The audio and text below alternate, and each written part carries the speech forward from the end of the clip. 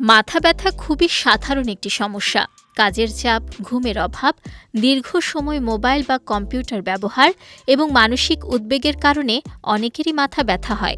বেশিরভাগ ক্ষেত্রে এটি সাময়িক হলেও কিছু লক্ষণ গুরুতর স্বাস্থ্য ঝুঁকির ইঙ্গিত দিতে পারে। বিশেষজ্ঞদের মতে, মাথা ব্যথার সঙ্গে যদি মাথা ঘোরা, ভারসাম্য হারিয়ে ফেলা বা চারপাশ ঘুরছে বলে মনে হয়, তাহলে বিষয়টি গুরুত্বের সঙ্গে দেখা উচিত। একইভাবে চোখে ঝাপসা দেখা, আলোর ঝলকানি অনুভব করা বা দৃষ্টিশক্তির সাময়িক পরিবর্তনও সতর্ক সংকেত হতে পারে। এছাড়া কথা জড়িয়ে যাওয়া, কথা বলতে অসুবিধা হওয়া, শরীরের কোনো অংশ অবশ হয়ে যাওয়া বা দুর্বলতা অনুভব করলে দ্রুত চিকিৎসকের পরামর্শ নেওয়া প্রয়োজন, কারণ এসব উপসর্গ স্নায়ুতন্ত্রের জটিল সমস্যার ইঙ্গিত দিতে পারে। চিকিৎসকরা আরও জানান, মাথা ব্যথার সঙ্গে জ্বর, বমি, ঘাড় শক্ত হয়ে যাওয়া বা তীব্র অস্বস্তি থাকলেও তা অবহেলা করা উচিত নয়।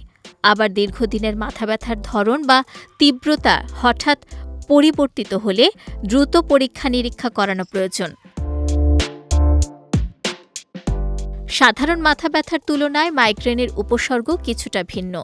এতে মাথা ব্যথার পাশাপাশি বমিভাব, আলো ও শব্দের প্রতি অতিরিক্ত সংবেদনশীলতা, মাথা ঘোরা এবং দৃষ্টিগত পরিবর্তন দেখা দিতে পারে।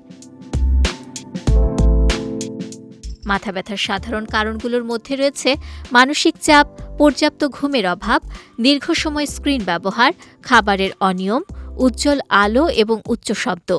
তাই বারবার ব্যথানাশক ওষুধ খাওয়ার পরিবর্তে সমস্যার মূল কারণ খুঁজে বের করা জরুরি।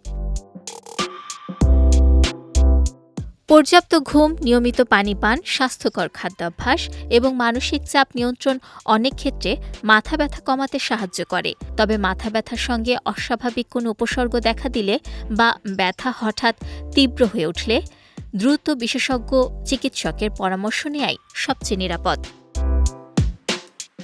বিজয় টিভি নিউজ ডেস্ক।